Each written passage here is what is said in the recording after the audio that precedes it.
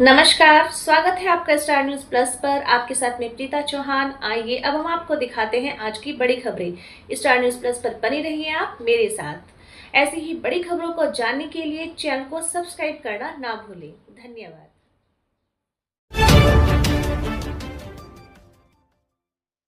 वक्फ सुधार जन जागरण अभियान के तहत रुड़की में पत्रकार वार्ता आयोजित। वक्फ सुधार जन जागरण अभियान के अंतर्गत रुड़की के एक प्रमुख होटल में एक विशेष पत्रकार वार्ता का आयोजन किया गया। इस वार्ता का उद्देश्य वक्फ संशोधन विधेयक और मुसलमान वक्फ निरसन विधेयक के संदर्भ में समाज को जागरूक करना और विभिन्न पहलुओं पर संवाद स्थापित करना था। कार्यक्रम में देश की प्रख्यात इस्लामिक विद्वान एवं समाज सेवी डॉक्टर शालिनी अली मुख्य वक्ता के रूप में उपस्थित रही। डॉक्टर शालिनी अली ने अपने संबोधन में कहा कि वक्फ संपत्तियों के दुरुपयोग और भ्रष्टाचार को समाप्त करने के लिए कानूनी संशोधन समय की मांग है। उन्होंने बताया कि वक्फ संपत्तियां मुसलमान समुदाय की धरोहर है और इनका संरक्षण व पारदर्शिता सुनिश्चित करना अत्यंत आवश्यक है। उन्होंने यह भी कहा कि वक्फ बोर्डों में जवाबदेही और पारदर्शिता सुनिश्चित करने के लिए वक्फ संशोधन विधेयक एक महत्वपूर्ण कदम है। देखें स्टार न्यूज प्लस के लिए उत्तराखंड के रुड़की से एमडी चौधरी पूजा रानी की ये रिपोर्ट।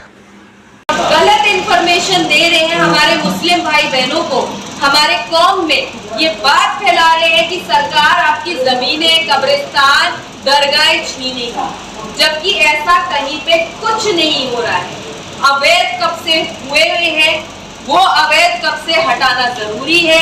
साथ ही साथ में जो अच्छे काम है उनको अंजाम तक ले जाना बहुत जरूरी है। अगर उसके लिए कड़े कदम या कोई ठोस कदम उठाने की जरूरत है तो उसमें हम सबको साथ देना चाहिए, इस देश को आगे तक ले जाना चाहिए, क्योंकि हमारे पास सिर्फ यही मौका है जब सरकार हमारे बारे में सोच रही है। जब ट्रिपल तलाक की बात आई थी तब भी मैंने ऐसी ही एक जन जागरण कार्यक्रम के तहत पूरे देश भर में जाकर बहनों से बात करके जब बहनों को जोड़ा था तो ये बात बिल्कुल तय होके बाहर आई थी कि कुरान और शरीयत को एक गलत तरीके से आवाम को बताया जा रहा है। शरीयत में कहीं नहीं लिखा कि आप तलाक तलाक तलाक देकर अपने घर से अपनी बीवी को और बच्चों को सड़क पे फेंकें।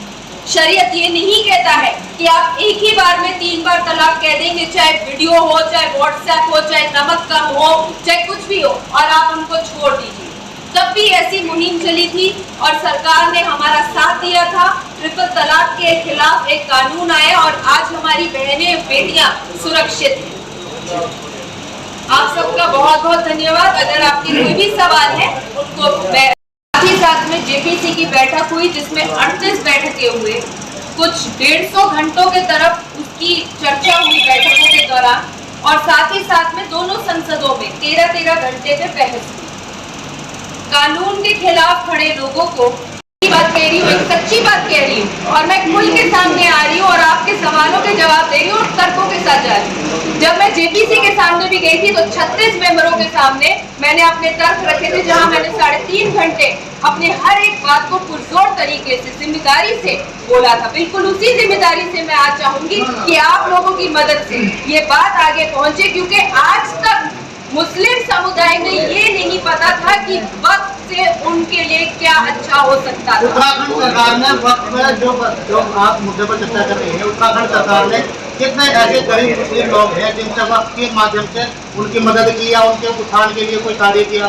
मेरी जानकारी के तहत एक कंप्यूटराइज डिजिटलाइज मदरसा जो कि वक्त के जमीन पे मदरसा बना है उसकी शुरुआत करने जा रहे हैं, कर चुके हैं, और साथ ही साथ में उनके यहाँ पे खुद के बोर्ड में डेटा कलेक्शन का कार्य शुरू हो चुका है, जहाँ से ये पता चलेगा कितनी जमीनें हैं, कितने जमीनों पे क्या कार्य हो रहा है, उसकी कितनी आय आ रही है, कितना खर्चा हो रहा है, और साथ ही साथ में हर एक जिला प्रशासन के तहत ये ब्यूरो का कार्य शुरू हो रहा है, जहाँ पे डिजिटलाइजेशन, आंसरेबिलिटी, ट्रांसपेरेंसी और साथ ही साथ में और क्या बेहतर कार्य किस जिला में हो सकता है। अगर इस जिला में मदरसा है और स्कूल नहीं है, अगर मदरसा है, स्कूल है, पर कोई मेडिकल फैसिलिटी नहीं है, तो उसके अभियान के तहत आम जनता तक ये बात ले जाना चाहते हैं कि जो वक्त संशोधन कानून है जिसके ऊपर इतनी चर्चा है, उसको लेकर बहुत से राजनीतिक दल हैं और पार्टियां हैं जो गलत बातें, अफवाहें फैला रही हैं कि वक्त ना तो आपका है ना तो मेरा है, अल्लाह के नाम